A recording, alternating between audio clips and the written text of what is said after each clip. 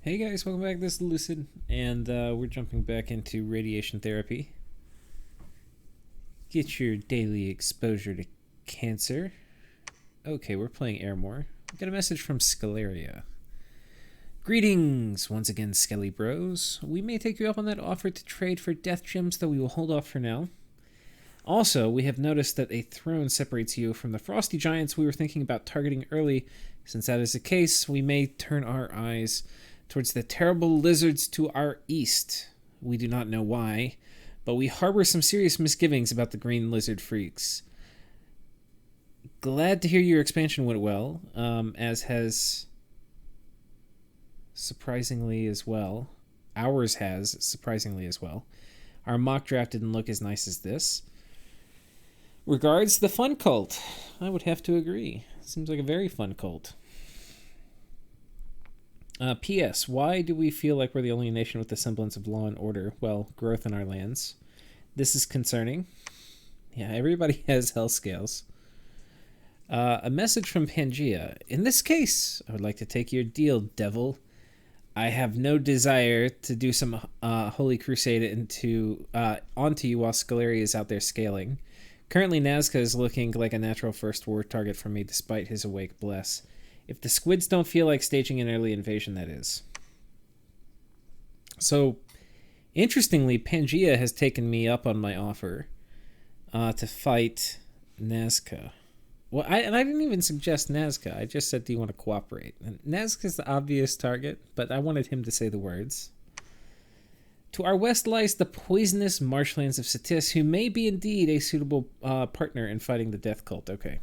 I was asking End, who is to his left, and yeah, Scaleria is in a position this game where I don't think we're going to have a good person to go attack them with us. But our timing for Scaleria, we cannot wait till the late game. We cannot wait till the late mid game. Like, once I have Fog Warriors and stuff, it's good game for us. Not really Fog Warriors, but like any of the big protection stuff, we have no chance. But in the early mid game, that might be our Scaleria timing. Like, when we have a fair amount of sacreds, we're going to wreck his priests who are trying to banish us. I think our sacreds can kill a lot of skeletons. A lot. But I'm not sure exactly how many. A hurricane has struck Ermor. How horrible. Some unrest. We lost 30 whole population. But we got 2 province income permanently to Lovendalan. And that is quite nice. And we had a festival held in the honor of Salt's death and taxes. Excellent. Patron of human sacrifice, Tower of Strength. Everyone was celebrating and has faith increased in the province. So what's interesting about this is if you look at my temple, my max dominion strength is 5. Now, one thing I did not know until somewhat recently, maybe 8 months ago, is that you can get your candles. Okay, what is the maximum amount of candles you can have in a province? One might say it is your dominion strength. That would not be strictly correct. You can preach above your dominion strength, as I discovered from Debug Senseis. Your temples, however, like temple checks are not going to get you above your dominion strength in a province. But preaching will, and apparently events will also, because we are now at Dom Strength 7, despite only having Dom Strength 5. And you might be thinking, what is the relevance of that? Well, I will tell you. The relevance is we're going to get increased free spawn, which is oh so nice, because everybody's already dead here.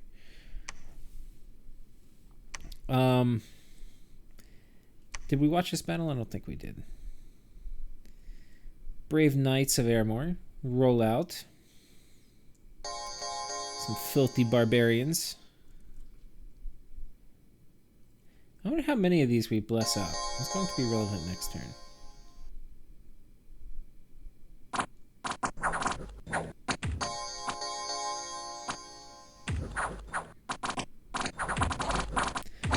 These guys aren't attack here. These guys aren't attack closest. I'm kind of looking at this formation because we may or may not be doing a throne battle very soon.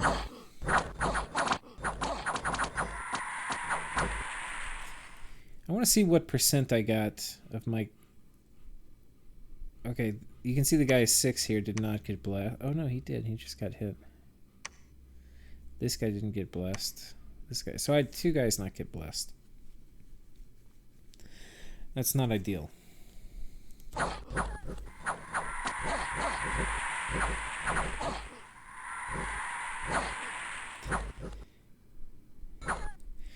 Okay, so let's talk about what I do. What we've seen... Okay, we have Nabad down here, interestingly.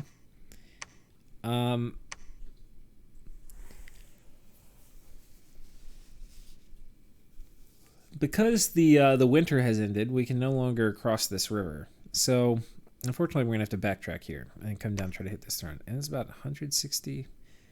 Next turn, it's going to show 200. I'm not exactly sure how many's here. But I made the decision to site search here just with the off chance that I find the an ancient temple. I probably should have brought him down here because I'm thinking I want to have more people blessing my dudes. So anyway, we'll have to suffer that. What else? Okay, this turn, we've got 3 turns left on the fort coming up here. We've got 2 turns left coming up on the fort here. And I was going to attack this. 70 is still a lot, and I don't think it's 70. I think it's probably 50. I probably should have attacked with these guys here. I have enough. But I was getting a little greedy. And we'll go ahead and go to my current turn. This is going to be a short episode, guys. And I'm still a little... I also don't want to, like, attack here because Nazca's looking a little sketchy with dudes on my border. I don't know what's going on over here. He's juggling them back and forth. I don't know if they're routing or, like, what the hell they're doing because they've been sitting on the border for a while. Let's go ahead and go to my current turn.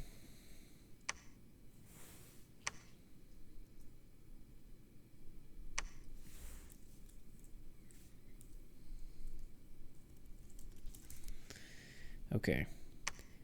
Message from Nazca now. Getting back to me a little later than Pan. I'd be willing to work with you on killing Pangea. Yeah, tell me when you're ready and we can go ahead. So, I was probing to see who wanted to fight, and neither of these do, and they both want me to team up with them on attacking each other. Now, the awkward thing about this is, well, I've kind of told both of them I'm game. So I have to betray one of them now, because I can't... I have made commitments which are mutually exclusive. I can... Even if I don't go to war with either of them, I will have betrayed them because I've said that I'm going to war. But we don't... There's no firm commitment. So I've told them I'm going to war later. We're going to see what happens. I'm still trying to figure out who... For one... It's no fun betraying people. Nazca would be good to get out of the game. But Nazca's also a big scary.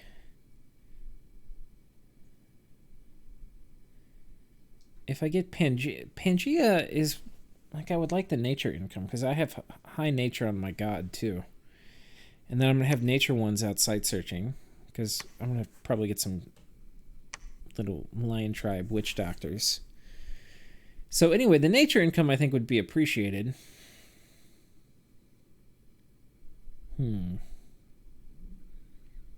It is... So anyway, the nice thing about attacking Pan now is I don't have to deal with dryads. Whereas if I attack Pan anytime in the future, potentially I'm going to have to deal with nasty dryads. We're not super vulnerable to swarm stuff, but we're a little vulnerable. And, he can do water elementals and stuff too. We're not very vulnerable to, like, Frozen Heart. So, I don't know. I mean, it's not horrible for us, but it's not great. He's got Regen, Fortitude, Blood Bond is his plus. Now, Nazca, they've got some kind of thunder weapons shenanigans. So, I imagine it's one of the standard thunder weapons meme builds.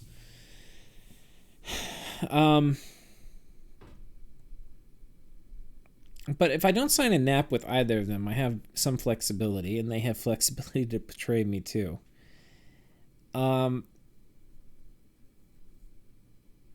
But yeah, I don't know. Let me think. If I go up this way, I'm going to get a new neighbor, Jotunheim. It's also going to... I don't really mind being between the lakes because I'm kind of amphibious.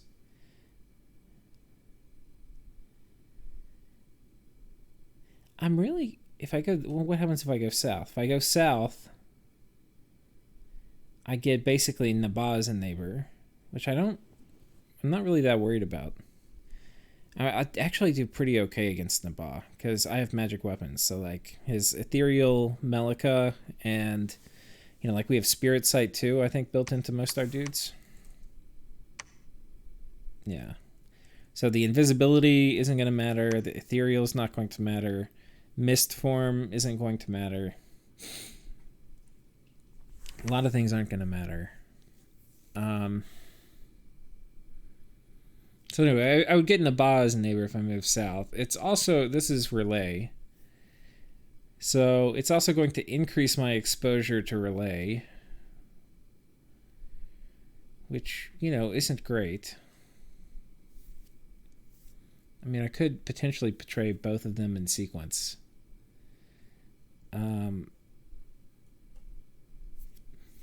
Honestly, I don't want to do war with the birds until I have more infrastructure up and more ghouls. So I told Pan first that I would cooperate.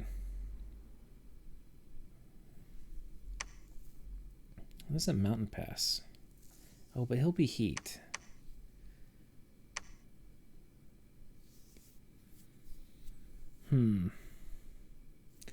We have decisions to make. The first thing I'm going to do is get these thrones, but right now I'm leaning. God, I'm so on the fence. I think Pangea is the right choice.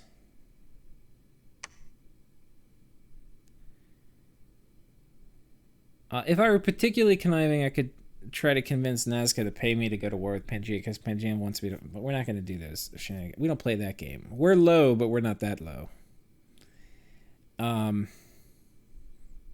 So I think we're going to get these thrones. Then I think I'm going to betray Pangea. Maybe I send him some kind of cursory message.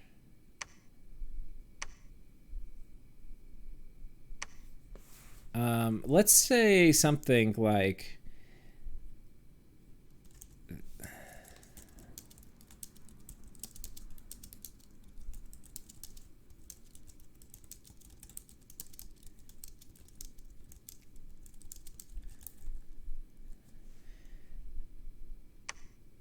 Okay, we're doing it, guys. We're betraying Pangea. Sometimes you have to make a decision. And when I'm sitting here by myself, I'm kind of indecisive, but we're making decisions.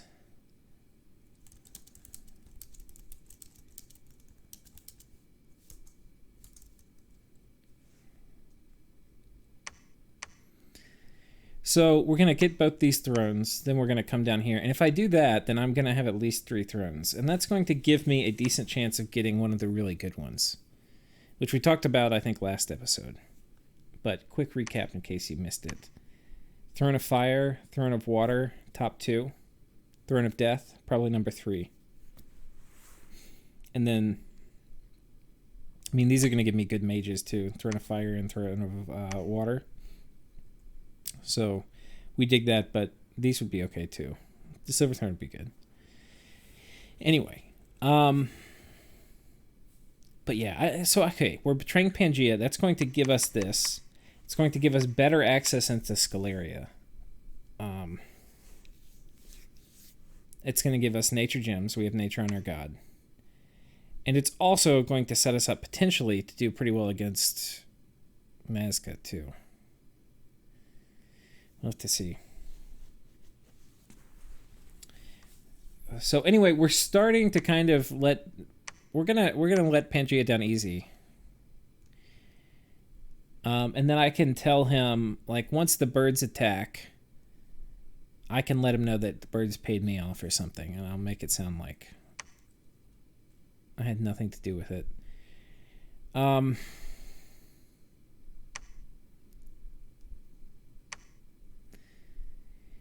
You know what we might have to do? There's a trick that we might have to employ here. I think we're going to actually have to employ it.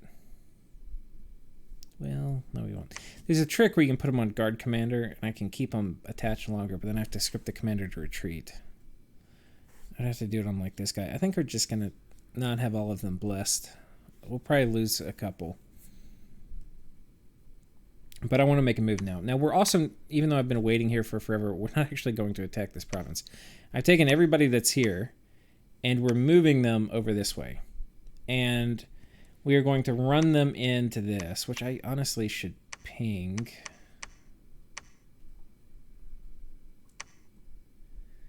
Yeah, we want to see if there's, like, fire dudes here. I mean, we're going to blind do this other one, but we should not blind do this one if we can help it. This one we're going blind. We could totally lose this. And there's a lot. 200 Wolf Tribe are motherfuckers, too. They've got the 2 knives. We have a lot of javelins. They're going to be grouped up. So the javelins are probably going to kill like 15. But these sacreds are going to kill... I think I want to have everybody on closest. This guy's on attack rear. I don't think I want to send a small group on attack rear. Anyway, they're going to just plow into this. And the knights are going to be able to kill, like, you know, at least 10 a turn. So we're going to go through 200 reasonably quickly. I mean, we could still completely lose. Completely we could lose. That would be unfortunate. But I think we'll win. And it's going to matter what mages are here. So anyway, rip.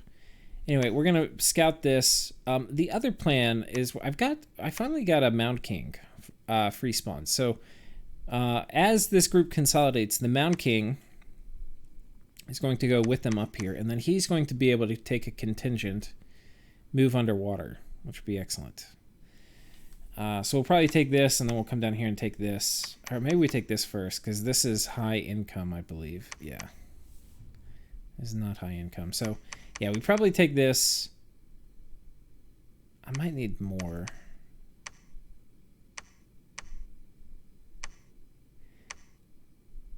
We'll have to see. He's going to search here. He may come up, pick up some dudes, and come help. Because he's amphibious, and I need more undead leadership to go underwater. Okay. So that's basically it. Oh, it's not. We have a few more things. We had Dominion -4 in level done, which I think I had my scales in here a little bit. Maybe I didn't. Either way, we have the fort coming up this turn, so I was going to build a temple, but I decided against it because it doesn't have my Dominion in it. I don't want to start getting my Dominion in it and killing my income. So even though it's a little wasteful, we're going to have the fort there. As soon as my Dominion gets up, boom, we're going to slap a temple down. But I don't want to encourage it. You can see our Dominion's tiny, and it's pretty tiny. And it's not... Like, wherever it is, it's pretty low. Like, here it's 4, because I got a temple here. But, like, here it's 2, here it's 2, here it's 2. Here it finally got up to 3. And my capital is high, which is nice. So...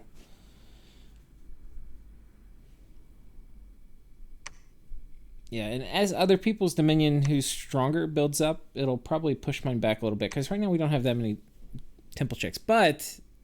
On the other hand, we're getting our gray ones probably in like either next turn or turn after, or maybe turn after that if I'm really unlucky. And they're each going to be doing a temple check. So we're going to be getting a lot from our gods. And that's going to be actually okay, especially because we're going to keep them researching in our cap for a while. So they're going to fill up the Dominion in all of my forts nearby, which, is okay. But quickly this land's going to bleed out. We're not very rich, as you can easily see. So we're going to have to be aggressive. And the final bit of news is we have gotten one of our heroes, Character, highest ranking censor at the time of Ermor's fall. Now, we have renamed him Balin, after Balin Stalin. And the reason is because he is a pillager. And if I know somebody who likes to pillage, it is Balin. And we happen to have a tiny bit of population left in our capital, and they're not paying much in taxes. So we're going to see if he can extract any remaining income from our capital. So the turn we get him, he is going to start pillaging. He also free spawns lictors, which is nice. And he's kind of a badass himself. So that is, I think, about it. So anyway, we've decided which way we're going in the war, at least for now. And we will... we also have less favorable borders with Pangaea, so we're going to be enormous if we eat most of Pangaea. And if Pangaea thinks he's going to fight Nazca with me and he gets his armies all down here and then we friggin' bulldoze him, oh my god. It's going to be just free money. Now, I will say a couple things in my defense before we go offline. One, I don't have a nap with anybody. So he could do the same thing to me. And if he's worried about it, he should ask me for a nap. And that would force me to clarify my position. Because, if I'm going to backstab him, I wouldn't nap him.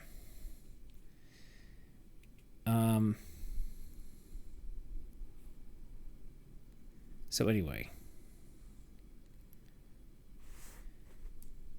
I think that is it. So we'll see you next time. All right, take care, guys.